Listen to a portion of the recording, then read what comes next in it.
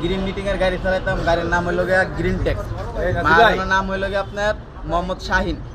ঠিক আছে, ওনার কাছ থেকে 2 মাস আমি চাকরি করছি। 2 মাস ওনার গাড়ি কিস্তি দিছি 2 লক্ষ টাকা, প্লাস 2 লক্ষ টাকা দেওয়ার কিস্তি দেওয়ার পরে তো ওনার আমি 31,000 টাকা আর এক্সট্রা দেওয়া হয়েছে।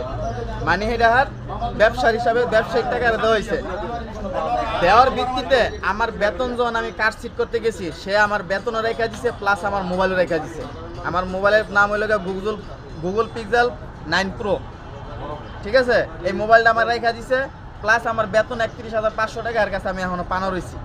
সে বলছে যদি আমার কোনো কিছু থাকে, কোনো দলীয় কোনো কিছু থাকে আমি নিয়ে আসতাম, সে আমার এগুলা তার কাছে হ্যান্ড ওভার করবো। ঠিক আছে, আমি গেছি কয়েকবার, সে আমার কোনো গুরুত্বপূর্ণ দেয় নাই, এমনকি সে আমার ওখান থেকে বার করে দিছে। আমি নিরুপায়া এই জায়গায় আইসা পড়ছি। আইসা আমার এই নারায়ণগঞ্জ সংগঠনের কাছে জানাইছি, কিংবা আমার নারায়ণগঞ্জ সংগঠনের কাছে আমি রাব ব্যবহার করছি, এই জন্য আমি ক্ষমাপ্রার্থী। আমি ক্ষমা চাই আমার সংগঠনের কাছে। আমি আগে গালাগালি করছি। আমি আমার আসলে সংগঠন না, আমি নারায়ণগঞ্জ সংগঠনের লোকের আমি গালাগালি করছি, এতটুকু।